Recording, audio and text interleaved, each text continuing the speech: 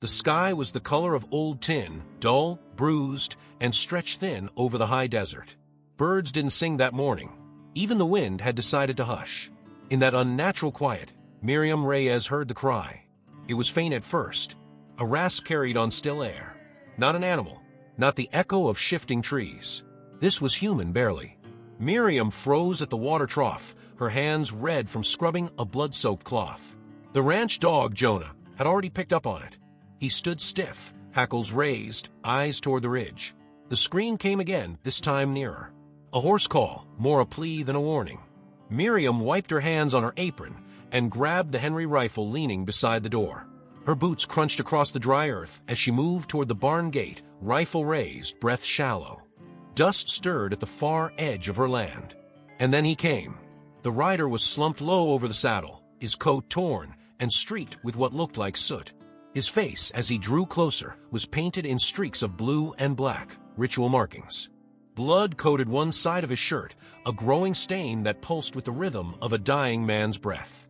His horse, a gray Mustang with trembling legs, collapsed just as it cleared the final fence. The man didn't cry out. He simply crumpled onto the ground in a heap of limbs and tangled leather. Miriam lowered the rifle, but didn't drop her guard. She approached with caution, heart hammering like war drums. The man groaned, one eye cracked open just enough to see her face. "Water," he rasped. She hesitated, then crouched, lifting his head with her hand. His skin was hot, too hot.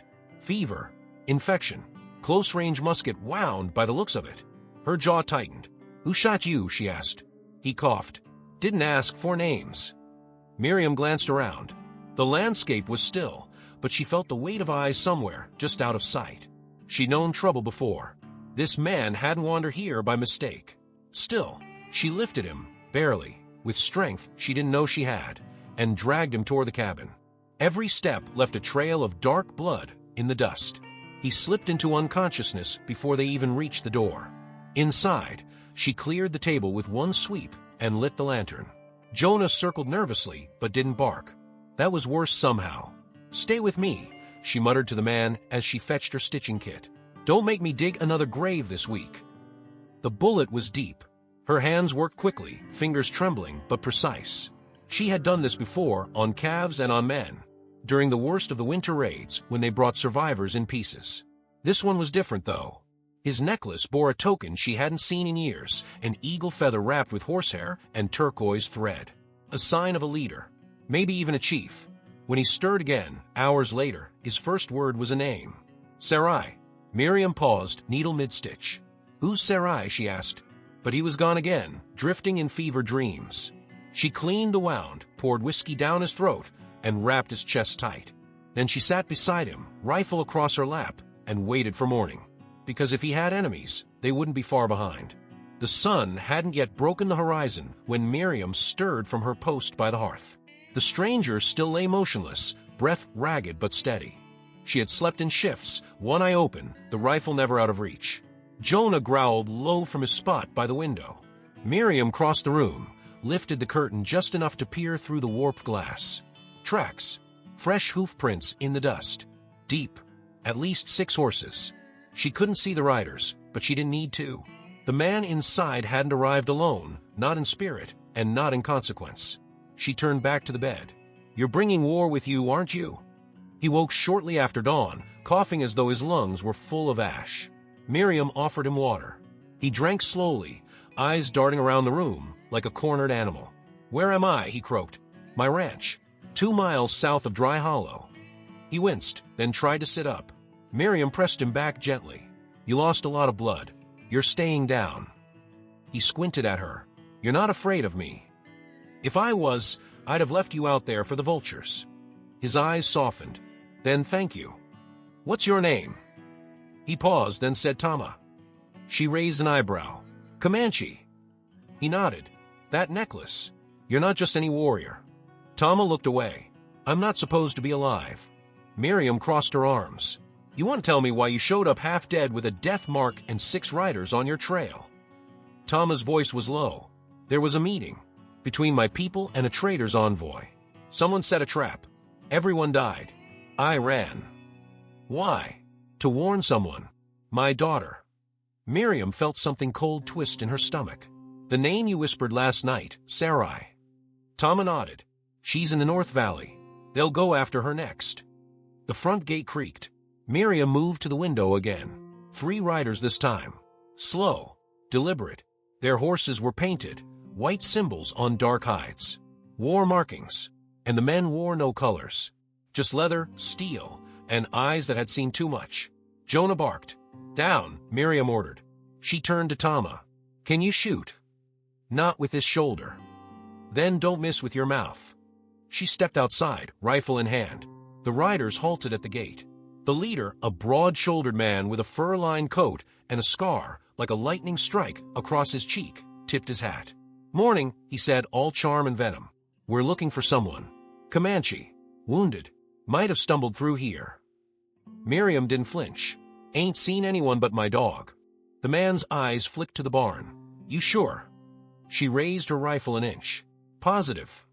A long silence. Then he smiled, a thin, snake smile. "If you do see him, let him know we're mighty anxious to finish what we started." He turned his horse. The others followed, hooves kicking up dust. They didn't ride far. Just out of sight. Just enough to wait. Back inside, Thomas struggled to sit. "They'll circle around." "I know. I've put you in danger." "I live in danger," Miriam said quietly. "But you're not dying in my house, Tama. Not before your daughter hears the truth." She poured more whiskey into the lantern and loaded every bullet she had. "Whatever's coming," she said, "I've got enough lead to greet it properly." Outside, the wind picked up, carrying with it the faint smell of smoke. Not from her hearth. From something burning farther down the valley. Smoke curled up from the north ridge like a warning, not black, but thick enough to mean more than just brush burning. Miriam stood with one hand on the post of her porch, eyes narrowed. She knew prairie fire when she saw it. This wasn't that. Someone was burning something deliberate. Behind her, Tama was trying to stand again. "You're going to tear your stitches," she warned. "I have to move. If they're circling, they'll find the trail I left. That fire, it's not meant for you. It's for her. It's for Sarai. She's just a girl." "She's 12, Tama said, gripping the chair for balance. "And smarter than half the chiefs who've come before me. She won't run unless she's sure I'm dead." Miriam exhaled slowly. "Then we make sure she knows you're not." By midday, Miriam had saddled her mule and packed what little ammunition she had. Tama leaned against the cabin wall, pale and sweating, but alert. "You'll need to cut through the basin," he said. "Don't take the old creek trail. They'll be watching it. I'm not leaving you here alone." Tama forced a smile. "You already saved my life. Let me return the favor by staying out of your way." She hesitated, then handed him her sidearm. "You shoot if you hear anything breathing too close." "I'll aim high." "Don't." Miriam rode fast, low in the saddle, wrapped in her brother's old coat to cover her face. The trail east curved through brittle underbrush and twisted cedars, dead quiet, but scarred with hoof prints. Riders had passed through here. Many. Recently. Every shadow felt like a trap. It wasn't until she hit the far ridge that she saw it, a plume of smoke near an old shepherd's cabin, burned down to the stones. And standing beside it was a child. Sarai. Miriam dismounted slowly, hands raised. The girl pointed a knife at her. "I'm not here to hurt you," Miriam said. "Your father's alive." The girl's face didn't move. "No, he's not. I patched him myself. Shot through the shoulder. He sent me." "Prove it." Miriam reached into her satchel and pulled out a beaded feather, blue with 3 turquoise beads and a strip of black leather. Tama had pressed it into her hand before she left. Sarai's knife dropped. She started to cry, silently, like someone who had learned long ago not to let others hear her pain. Miriam walked to her, pulled her close, and whispered, "He's waiting." They didn't ride back the way they came. Miriam took a longer, rougher trail through the dry gulch, where only snakes and coyotes had any business walking. It was dusk by the time they saw the cabin again, or what remained of it. Smoke drifted from the ruins. The porch was gone. The roof had caved, and Tama was nowhere in sight. Miriam pulled Sarai behind her and approached the smoking wreck with rifle raised. The air stank of scorched pine and wet earth. Ash floated in lazy spirals through the orange dusk. The barn was intact, but the cabin was blackened, timbers still hissing as they cooled. "Tama," she called. No answer. Sarai darted forward. "Father." Miriam caught her arm. Wait. From a far end of the clearing, a shadow moved. Not Tama. A rider. Alone, slumped forward, slowly trotting toward the ruin like a ghost. The horse was familiar, gray with a crooked blaze. Tama's mount. The man atop it, however, wasn't him. He wore Tama's coat, loose over his own shoulders. His face was smeared with ash and blood. He didn't look up until Miriam cocked her rifle. Then he smiled. Too late, he said. Should have buried him when you had the chance. Miriam fired. The bullet caught him in the shoulder, knocking him from the saddle. He landed hard and didn't move. She rushed forward, Sarai at her heels, eyes wide with horror. Where's my father? Miriam ripped the coat off the man and pressed her boot to his chest. Talk, she growled. The man coughed blood. He killed 2 of us. Took a blade to the 3rd before they got him down. Bastard wouldn't die. Miriam felt her heart drop. Where? The man laughed. Somewhere in that mess. If the smoke didn't take him, the collapse did. Sarai screamed. The sound cracked like a whip through the air. Miriam turned the man over and knocked him out cold. She bound him with saddle rope and left him where he fell. Then she ran into the wreckage. Inside the ruins, the fire had spared little. Chairs, books, maps, all turned to char. But near the hearth, beneath a collapsed beam, she saw a hand. Miriam clawed through debris, fingers burning, coughing against the rising dust. And then, stop. His voice was hoarse, weak, but real. Tama. She cleared the beam and found him, buried to the waist under fallen timber, his shoulders soaked in blood, his face caked with soot. I told you not to come back the same way, he rasped. You're lucky I'm stubborn, she whispered, blinking fast. Sarai dropped beside them, grabbing his hand. I thought. Tama opened one eye. Little hawk, you made it. They worked fast, pulling debris away. His legs were bloodied, likely broken, but he was alive. I counted 3 more, he said. One might have run. Let them run, Miriam said, teeth clenched. They'll bring more. Then we go. By midnight, they had loaded Tama into a cart, blankets strapped tight, with Sarai keeping pressure on his wounds. Miriam led the mule down the dark trail with a rifle in one hand, eyes fixed ahead. Behind them, the man who wore Tama's coat woke up, alone, tied and forgotten. He didn't scream, but the coyotes started howling soon after. The trail north wound like a scar through the high country, narrow, steep, and exposed to every shifting shadow under the moonlight. Miriam guided the mule cart with quiet urgency, her lantern swinging low beside her. Every rock and root felt like it might betray them. Tama drifted in and out of consciousness, his voice rising now and then in fevered whispers, some in Comanche, some in English. Sarai stayed close, gripping his hand, whispering back words too soft for Miriam to hear. After hours of silence, Tama's voice cut through the dark. He will come. Who? Miriam asked. The one who paid them. The fire, the feather, all of it. It's to draw out the man who broke the circle. You. Tama gave a weak nod. And anyone who shelters me. Miriam glanced behind them, eyes narrowing. Then we'll ride faster. By dawn, they reached the Old Ute Pass, a gap between the high cliffs and a thundering stream. Miriam had camped here years ago during her cattle-driving days. It wasn't much a fire ring, a hidden path down to water, a hollow in the stone large enough for 3 to sleep, but would do. She unhitched the mule, helped Sarai move Tama to the stone shelter, and built a small fire. The warmth was a blessing, but it also meant smoke. And smoke meant visibility. Still, Tama needed heat. Miriam packed earth around the flames to dampen the light, then cleaned and rewrapped Tama's wounds. The bleeding had slowed, but fever still gnawed at him. You're going to need real medicine, she murmured. He gave a faint smirk. Are you offering a house call? I don't know what I'm offering anymore. Later, as Sarai slept and the wind changed, Miriam sat beside Tama with the rifle across her knees. You said this was a trap, she whispered. To draw someone out. Who? Tama blinked slowly. A man named Coulter Shaw. Miriam stiffened. I know that name. You should, Tama said. He used to wear a badge. In the territory. In the war, Tama said. Then he started selling information, tribes, trade routes, hideouts. He paid riders to dress like tribesmen, kill settlers, blame nations that weren't even nearby.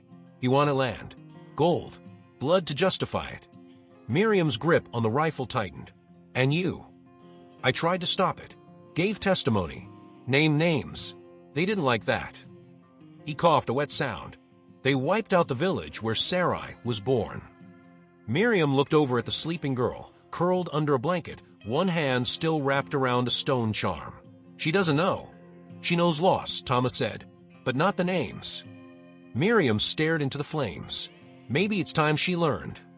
The next morning, Miriam found hoof prints in the mud below the pass. Fresh. Less than 2 hours old. Heavy riders. They had found the trail. Miriam knelt beside the tracks. 6 riders by her count. Their horses had come fast up the slope, stopped just shy of the pass, then pulled back. Not a scouting party, a warning. They're probing, she muttered. Tama was barely conscious, but he opened one eye when she returned. They're here, she said. They're not rushing. That means they're waiting for something. Coulter, he rasped. He's close. Miriam looked at Sarai. The girl had said nothing all morning, just watched the trail like a hawk and cleaned Tama's knife without being asked. Too much silence for a child. Miriam crouched next to her. When the time comes, I'm going to need you to run.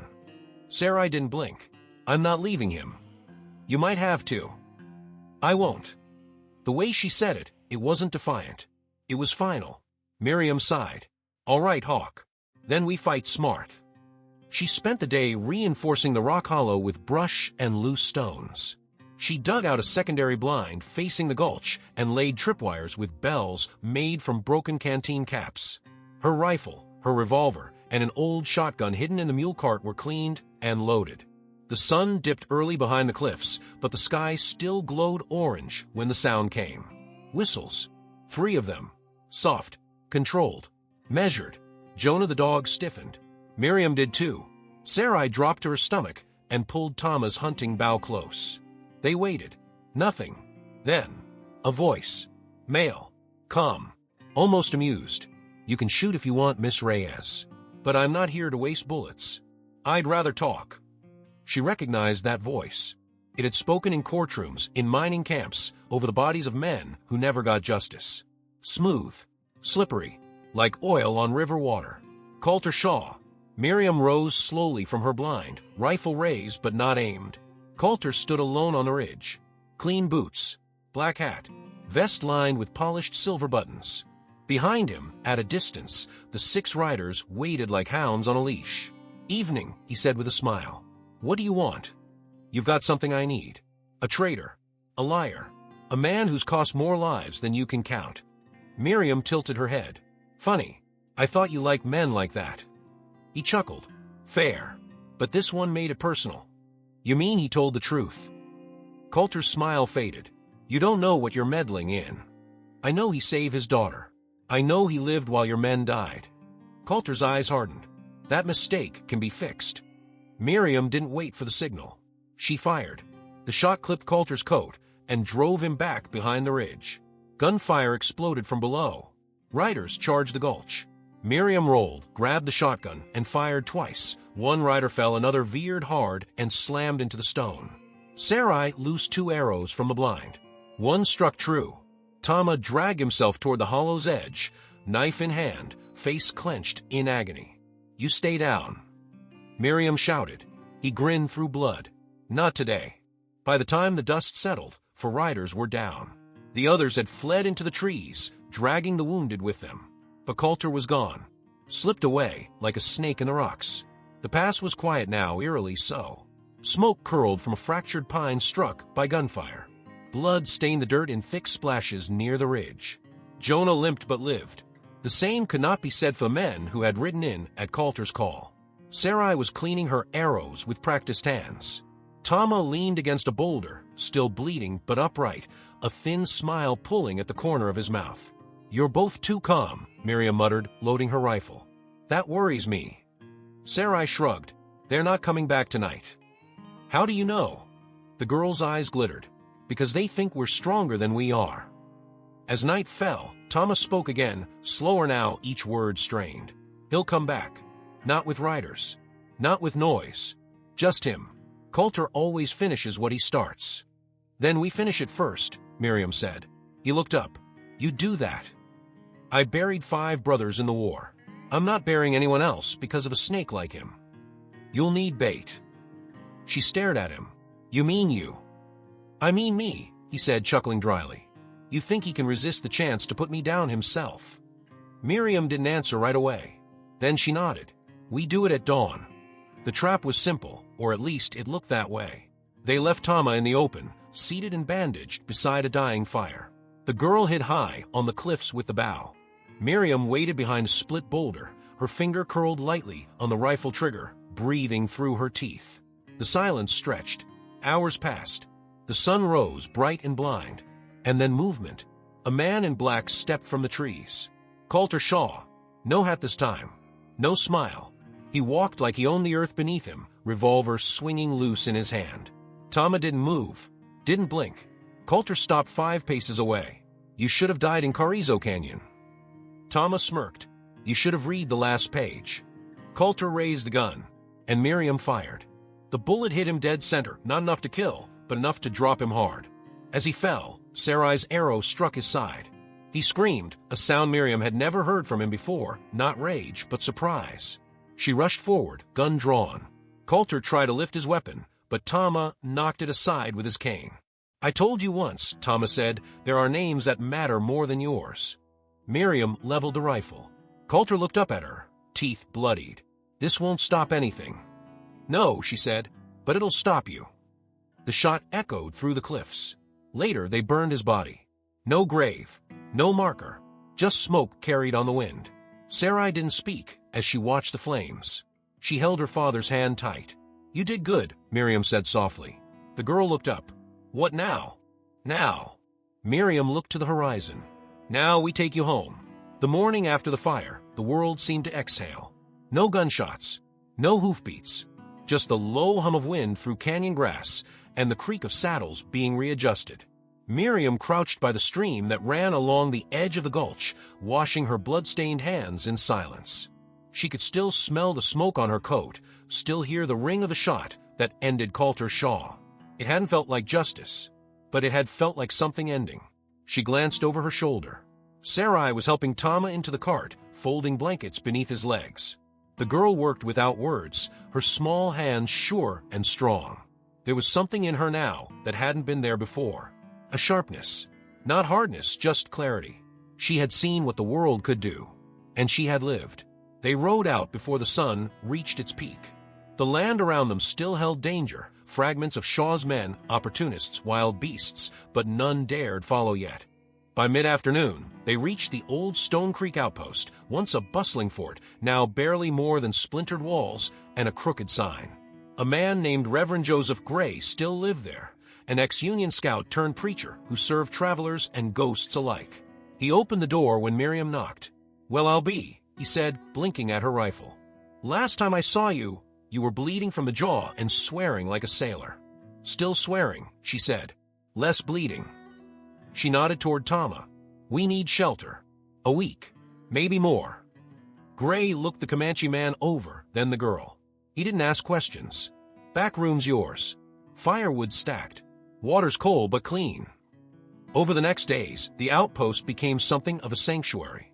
Miriam patrolled the perimeter, while Sarai helped Gray in the chapel, organizing supplies and feeding his aging mule. Thomas slept and healed. Slowly, but his voice grew stronger, his eyes sharper. One evening, he and Miriam sat outside on the chapel steps. "I should have died a long time ago," he said. "You didn't." "No," he looked toward the horizon. "And I think I understand why now." Miriam waited. "Sarai," he said simply. "She's not just smart.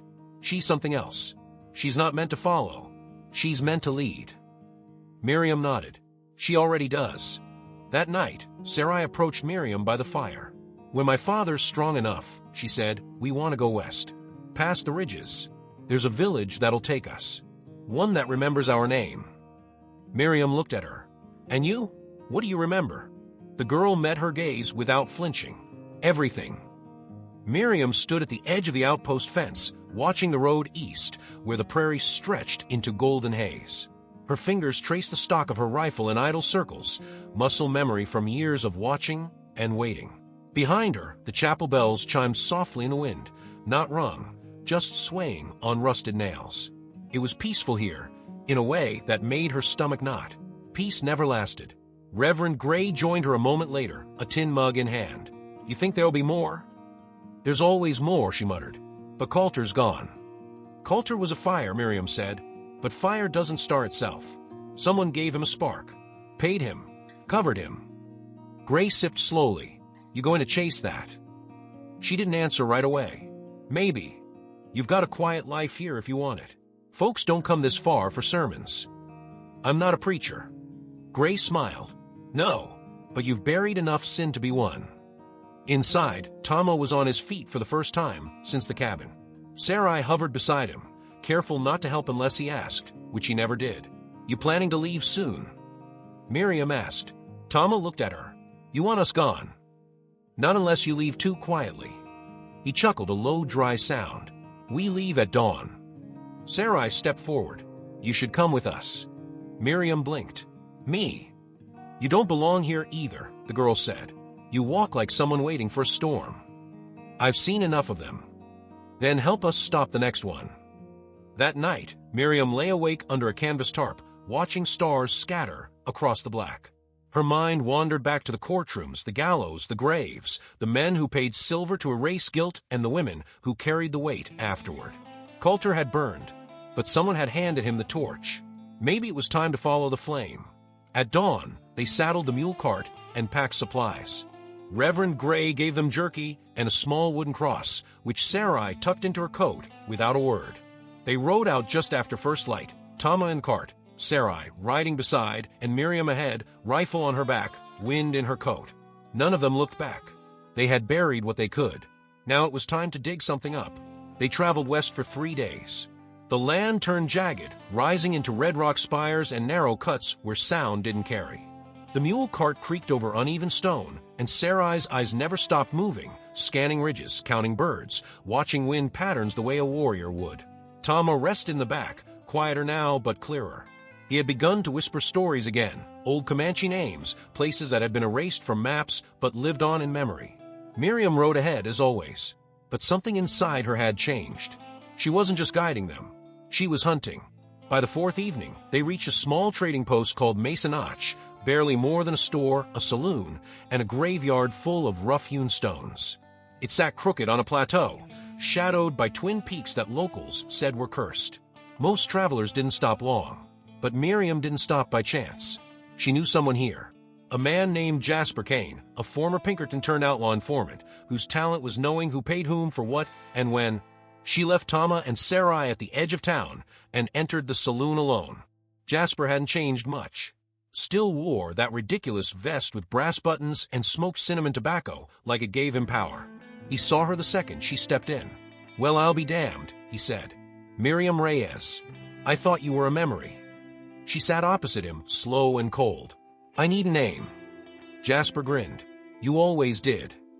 He leaned forward, lighting a match on his boot. Let me guess. Coulter Shaw. He's dead. Jasper blinked. That's a headline. But someone gave him orders. Backed him. Paid for riders, fire, silence. Jasper hesitated. His grin faltered. You don't want this trail, Reyes. I'm already on it. He stared into her for a long moment, then sighed and pulled a slip of paper from his coat. One word was written in neat, expensive ink. Hollingsworth. Miriam left the saloon at dusk and walked back to camp. She didn't speak until Sarai asked, Did he give you what you needed?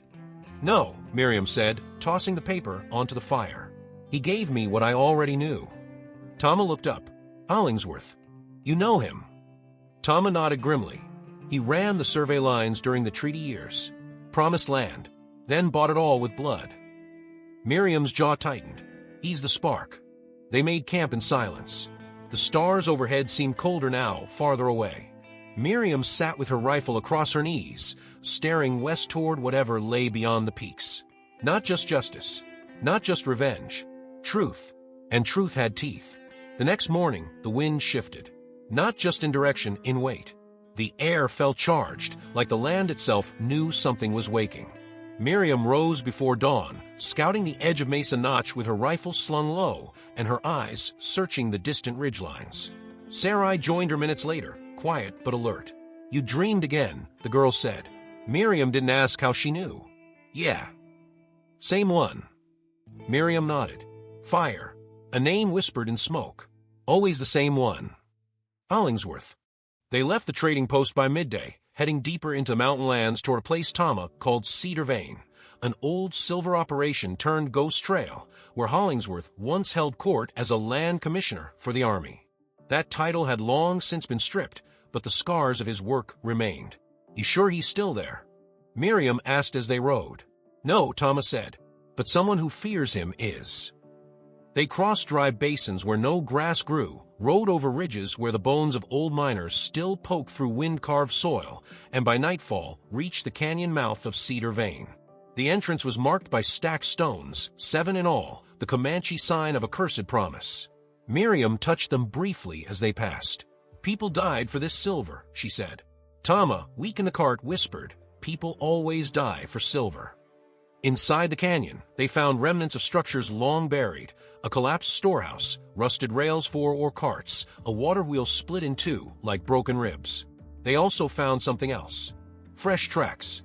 Someone else had been here recently. Sarai spotted the movement first, a figure hunched behind a rock, watching them. Miriam acted fast. She circled wide, caught the figure from behind, and leveled her rifle before they even had time to scream. It was a boy, no older than 16. Dirt on his face, torn coat, one boot missing. "Who are you?" Miriam barked. The boy looked terrified. "I live here. My uncle keeps watch." "Your uncle's name?" The boy hesitated. "Seth Hollingsworth." Miriam froze. So did Sarai. Tama, hearing the name, forced himself upright in the cart, eyes burning. "He's here," he said. The rat finally left the mansion and crawled back to his den. Miriam turned to the boy. "Take us to him." "I can't," he stammered. He'll shoot you on sight." Miriam's eyes didn't blink. "He can try." They approached the shack cautiously, a low, rotted structure hidden against the canyon wall. Smoke drifted from a pipe, and the soft clinking of metal echoed inside. The boy ran ahead, shouting, "Uncle, please just listen." A shot rang out. The boy fell. Miriam dropped to her knees, scanning the ridge. Sarai dragged the boy behind cover. He was alive, grazed, bleeding, but alive. From inside the shack came a voice. "Old. Come. Cruel. Come any closer and I'll put you all down like the lies you carry." Miriam rose slowly, fury flooding her chest. "No more lies," she shouted. "Only truth." "Truth." Hollingsworth spat. "Truth died when men like your red friend burned flags and treaties." Miriam's voice cut through the canyon like a blade. "Then let's bury what's left of you next to it." The air held its breath. Miriam stood out in the open, rifle down but loaded, the canyon walls stretching above her like a shallow grave. Behind her, Sarai pressed a torn cloth to the boy's shoulder, while Tama watched, jaw clenched, knuckles white around the hilt of his knife. Inside the shack, the sound of reloading clicked through the wooden slats. "I know who you are," Miriam called. "Seth Hollingsworth. Former commissioner, land surveyor, traitor to every treaty you ever signed." "Words," came the growled reply. "All I ever did was clear space. That's what the frontier needed. Space." "Funny," she said, "how space always meant graves." She edged forward a step. "Coulter Shaw was your dog. He died screaming." Silence. Then low. "And yet you walk into my house like you're safe." "You've got one gun and two hands," Miriam snapped. "I've got truth, a girl who shoots straighter than most lawmen, and a man you tried to erase." Behind her, Tama rose from the cart, stumbling but upright. He walked forward, slow but steady. Hollingsworth heard the footsteps. Then the voice. "I buried your maps in fire, old man." The shack door creaked open. Seth Hollingsworth stepped out. He looked like death in a duster, tall, thin by age, but still sharp-eyed and iron-backed. His revolver was in hand. His coat still bore the faded badge of a forgotten department. He looked at Tama with something that wasn't quite fear. Maybe disbelief. Maybe memory. "You were supposed to be dead. You say that like you're disappointed." The wind blew through the canyon, lifting ash from the fire pit behind the shack. Hollingsworth didn't raise his weapon. Yet. "This doesn't end how you think," he said. "No," Miriam answered. "It ends how it should have." Sarai stepped up beside her, bow raised. "You destroyed her village," Thomas said. "You traded lives like currency." "Because I could," Hollingsworth said, smiling bitterly. "Because out here, no one stops a man with land, guns, and white skin." Miriam's jaw tightened. Then it's time someone did. The shot came not from Miriam, nor Sarai. It came from behind Hollingsworth, from the shadows near the rear trail. A rifle crack. Hollingsworth spun, hit through the side. He dropped the revolver. A second shot followed, this time to the leg. He crumpled to the dirt, cursing. From the trees stepped a woman. Ragged clothes, deep scarring on one cheek, a Comanche pendant at her throat. She spat near Hollingsworth's boots. "You don't remember me," she said. He looked up, dazed. You burned my sister's name off your ledger." Then she raised her rifle again. Miriam stepped forward, hand out. "Wait." The woman looked at her. "He's not worth your soul." For a long moment, the only sound was the wind. Then, slowly, the woman lowered the rifle. Miriam walked over to Hollingsworth and picked up his revolver. "You're going to stand trial," she said. He laughed, even in pain. "Who's going to take me in?" "I will." She looked to the others. "We ride east at dawn. And this time, the court hears everything." The morning air was crisp when they left Cedar Vein, the canyon behind them holding the quiet like a wound that had finally closed. Hollingsworth was tied to the cart, his leg and shoulder bandaged just well enough to keep him breathing. Miriam had stripped him of weapons and dignity alike. He hadn't spoken since sunrise. Thomas sat in the cart opposite him, watching with eyes that didn't blink. Not with hate, but something colder. Something final. Sarai rode ahead, eyes on the horizon, her bow slung across her back. The Comanche woman who had taken the shot, her name was Rana, rode alongside Miriam now. She hadn't asked to join. She had simply mounted up and followed. Nobody objected. By mid-morning, they reached a fork in the trail. One road led east, toward Darrow Creek, where the county courthouse still flew a flag, faded but firm. The other wound south, toward open land and quiet forgetting. Rana slowed her horse. "Out there," she said, nodding to the south trail, "he would disappear. There are men who'd take him. Let him vanish." Miriam looked over. "He doesn't vanish this time." "You really believe that town will hold him accountable?" "No," Miriam said, "but I believe we will." They reached Darrow Creek by sunset 2 days later. The town hadn't changed much since Miriam last saw it. Still dry, still cautious, still peopled by folks who watched with narrow eyes and carried rifles like belts. But the sheriff was still there. An old man named Eldon Rush, who'd once patched Miriam up after a bullet caught her near the ribs. He stepped out of the jailhouse when she arrived, chewing a toothpick. "Well," he muttered, seeing Hollingsworth bound in the cart. "That's a name I didn't expect to see tied up and bleeding." "Wanted to bring you a gift," Miriam said. "Turns out it talks too much." Rush's eyes darkened. "You got proof?" Thomas stepped forward. "I do. And you are." "Someone who remembers," he said. "And someone who can make others remember, too." The trial was set for the end of the week. Not in some city courtroom. Not in some federal outpost. Here, in Darrow Creek. And as word spread that Seth Hollingsworth was alive, and in chains, survivors began to arrive. Old Comanche warriors, Ute trappers, widowed settlers, even former Pinkertons with regret in their eyes. They came not for vengeance, but to speak. On the night before the trial, Miriam sat with Sarai beneath the hanging lantern outside the inn. "You think it'll work?" Sarai asked. "You think they'll listen?" Miriam took a slow breath. "They'll listen," she said. "And even if they don't, the world will hear it this time." Sarai nodded slowly. "I want to learn to write," she said suddenly. "In English. In Comanche. In all of it."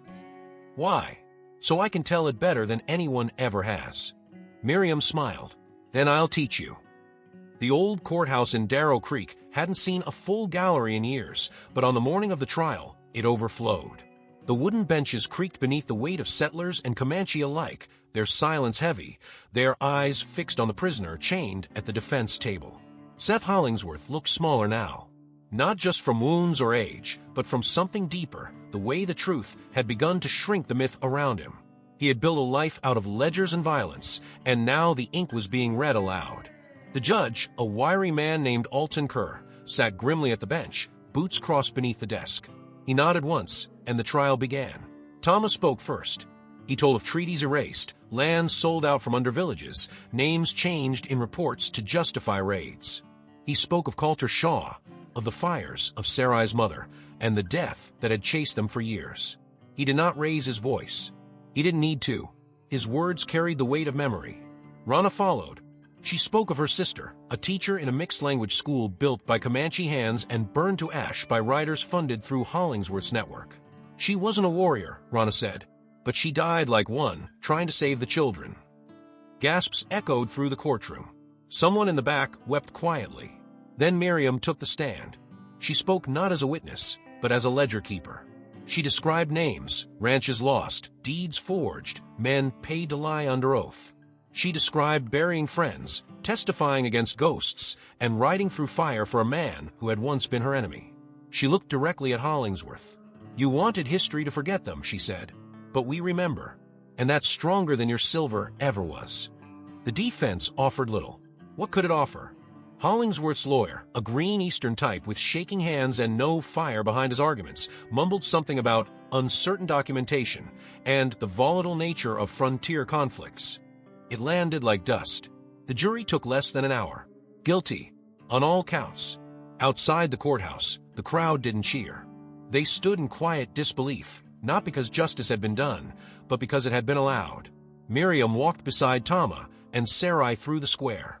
"What happens to him now?" Sarai asked. "He'll be transferred," Miriam said, "then buried behind bars until he can't breathe without permission." That's not enough. It's more than most get. They didn't stay the night. By sunset, they were riding west again, the wind in their coats, the sky wide and deep above them. Seth Hollingsworth would rot, but their story would ride farther than any sentence ever could. The trail west felt different now. Not easier, not safer, but lighter. The kind of weight you feel when justice has been done, even if it came late, even if it came carved from loss. Miriam rode slightly ahead, as always, but her shoulders were looser, her grip on the reins softer. Behind her, Sarai and Tama talked in low voices, and even Rana cracked a rare smile under the brim of her hat. They were not a family, but they were something close. On the third day, they passed a ravine lined with tall junipers and granite boulders that caught the sunset like fire. Sarai asked if they could camp early, and nobody argued. Miriam cooked beans over a small fire. Tama added herbs from his satchel. Rana sharpened her knife, and Sarai read aloud from the journal she had started the night after the trial. "I wrote about the courtroom," she said, "about the way people listened." "They didn't always," Tama said softly. "They did this time." Miriam nodded. "Make them listen again. That's how truth stays alive." That night, while the others slept, Miriam stayed awake. The stars burned cold above her, and the fire crackled low. She pulled out a folded piece of paper, the same slip that had once read Hollingsworth. On the back, she had written other names. Not all enemies. Some were allies. Some were dead. Some she hadn't yet found. The list was getting shorter, but it still wasn't done. In the morning, they reached a river town called Linden Ford. It had a mill, a schoolhouse, and a woman named Marla Benton who used to ride mail routes through Comanche territory with a rifle under her skirts and justice in her saddlebag. Marla hugged Miriam like a sister and didn't ask questions. "You heading farther west?" she asked. "Not sure," Miriam said. "Might stick around for a while." Marla smiled. "Town could use someone who shoots straight and keeps her promises." Tama found work with a local healer, teaching him tribal techniques with herbs and smoke. Rana took to the hills, scouting trails and trapping. She spoke little, but returned often. And Sarai? Sarai went to school. By day, she learned to write better. By night, she wrote everything down, the stories her father told, the ones Miriam didn't, the parts that hurt and the ones that healed. She asked Miriam once, "When do we stop?" Miriam thought a long while before answering, "When no one needs reminding." Weeks passed. Linden Ford became more than a rest stop. It became a rhythm, mornings of chores and quiet, afternoons spent fixing roofs and fencing fields. Miriam started helping the sheriff with odd jobs, scouting, mail delivery, even settling a few old disputes before they turned into blood feuds. But peace, as always, never truly settled on her shoulders. Not while the past still walked. One morning, a letter arrived by courier, addressed to Miriam Reyes. No sender, no seal. She read it alone under a sycamore tree behind the mill. Just 3 lines. "You made a noise in Darrow Creek. Some men don't like noise. One of them is coming." No signature. No need for one. Miriam folded the letter, tucked it into her coat, and didn't say a word. But that night, she cleaned her rifle twice. A few days later, a stranger arrived in Linden Ford. Tall, pale, wore a red scarf despite the heat, walked like a man who didn't care about terrain or rules. He didn't introduce himself, didn't ask for a room. Just sat in the saloon corner, sipping sarsaparilla and listening. Miriam watched him for 2 days before approaching. "You lost?" she asked. He smiled with a mouth that didn't match his eyes.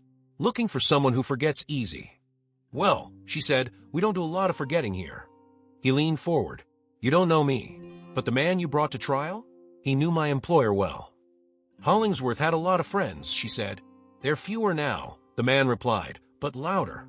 Later that evening, Miriam found Thomas sitting on the mill's back porch, mending a broken chair leg. "There's trouble," she said. "He didn't stop working. Always is. This one's different. He's not a rider. He's a knife in the dark." Tama nodded. "Then we light a fire." They gathered in secret. Miriam, Tama, Rana, Sarai, and Marla. No panic. No yelling. Just calm preparation. Linden Ford had survived floods, bandits, and brutal winters. They'd survive this, too. But Miriam knew this wasn't about one man. It was a signal. Someone out there still believed in power bought with silence. And they'd sent a messenger. At sunrise, Sarai handed Miriam a fresh page torn from her journal. On it was a single sentence.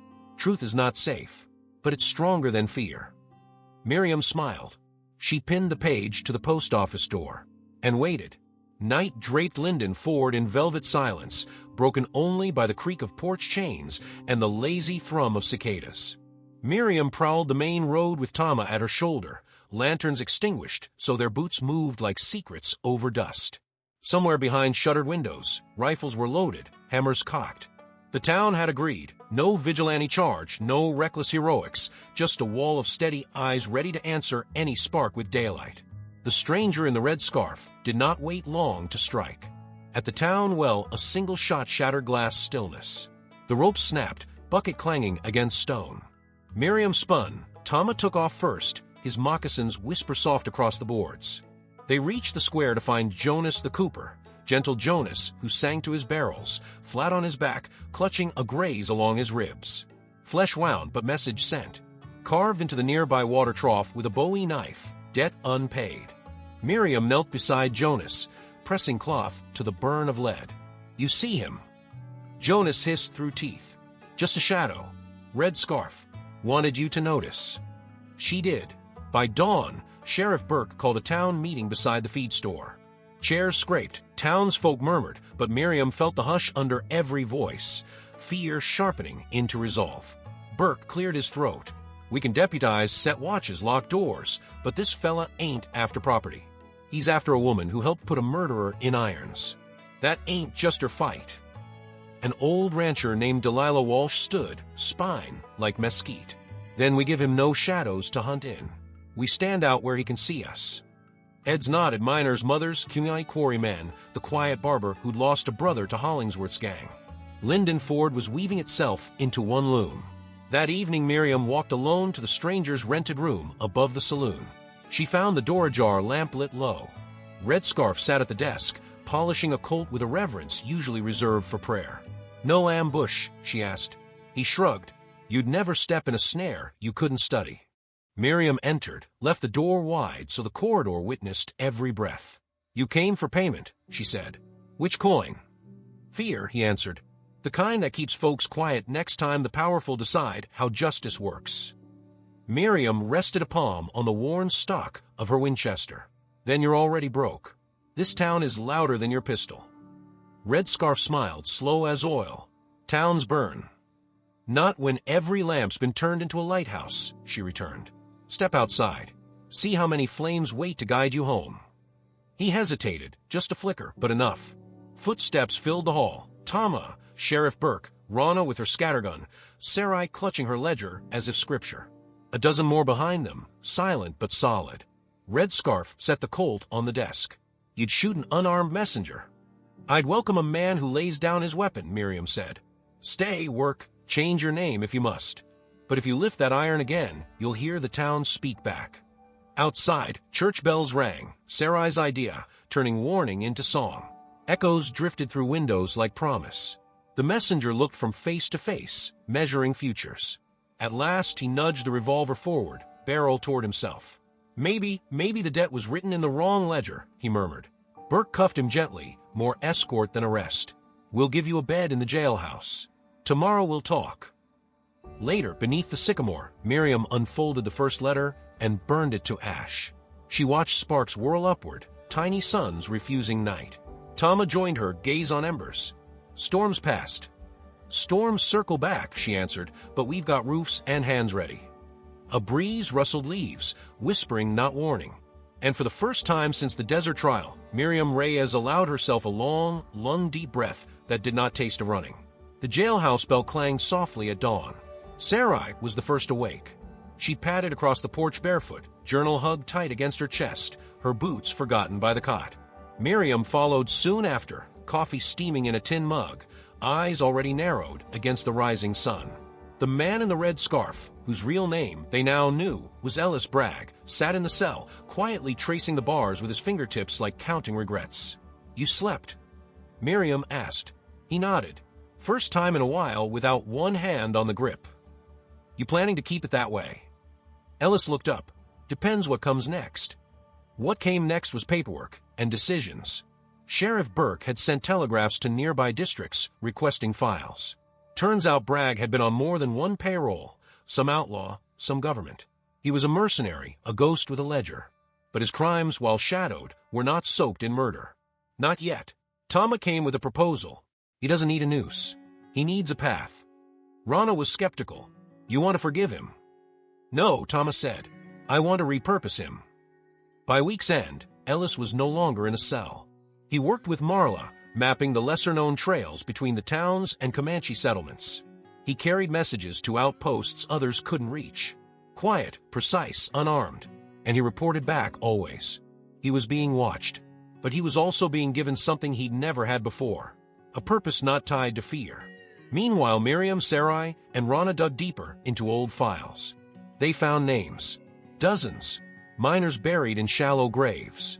Women who had signed land claims then vanished. Children relocated to schools where their surnames were changed on entry forms. Sarai wrote every one of them down. She was building something. Not a journal. A record. Why does it matter now? Miriam asked one night, watching the firelight flicker in Sarai's determined eyes. Because someday, the girl said, someone will tell this story wrong. And you'll correct them? I'll prove them wrong. In early spring, a letter arrived from Darrow Creek. Judge Alton Kerr had retired, citing a shift in the wind. His replacement, a woman named Eva Mendez, former prosecutor from a New Mexico territory who had once fought Hollingsworth's land deals and lost.